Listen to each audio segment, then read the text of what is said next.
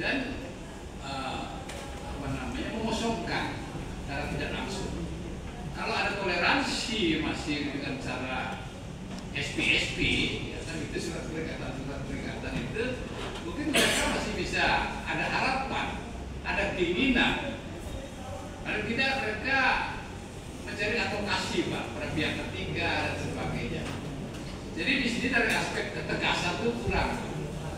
Nah ini soal caranya kita diskusikan. Itu dulu kalau Pak Tep ingin Pak ya.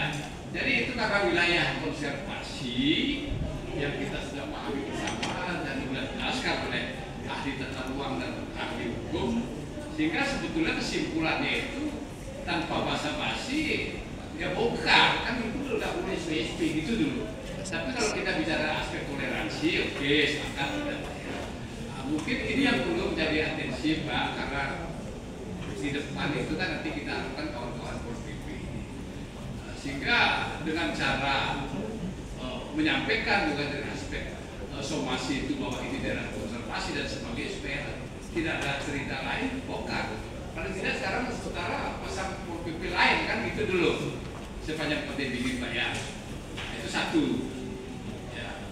Kalau yang kedua di step up itu, kalau tadi dikatakan Ibu dari pesisir ya, saya kira itu memang betul kita diakal-akali disiasati, sehingga pengusaha itu atau investor itu dari situ dia mulai dari mencari perizinan pemecah ombak itu dulu. Memang itu tidak ada kaitan sama izin kan? Nah, setelah itu selesai baru dia proses lain-lainnya. Itu akal-akalan saja sebetulnya, taktik itu. Jadi proses itu dulu diawali. Jadi pemecah ombak itu dulu dibuat, ada fotonya, ada gambarnya, dibuat batu sedemikian rupa sehingga itu. Tapi dari aspek yang disampaikan oleh Bapak tadi, Profesor Madi Aritama, Bapak Suryana, bahwa itu reklamasi ya dengan kata lain misalnya itu memiliki kepentingan wilayah itu apa tidak. Kalau tadi kan kita lihat wilayah lainnya tidak ada seperti ini, tidak ada pemecah ombak, cuma ini aja nggak ada. Sebelahnya itu kita sudah cek hotelnya juga nggak ada, hampir alami dia. Dengan ada konsep pemecah ombak dari investor ini sehingga dia melengkung sendirian itu. Maka itu tadi sudah kita dengarkan dari pandangan ahli akan mempengaruhi wilayah lain, abrasi. Nah, itu dulu satu. Kalau yang kedua nanti kita kaji lebih dalam ketinggian tadi. Ketinggian itu kan dari pandangan baru ahli dinas-dinas perizinan. Tapi kita akan berdalam. Mulai titik mana mulainya nanti itu ketinggian itu. Ya kalau tidak salah saya baca di tata ruang itu di negara 2 itu sejak di mana bangunan itu berdiri. Itu dulu kata kuncinya. Di mana bangunan itu berdiri, tinggal kita gampangnya ukur aja.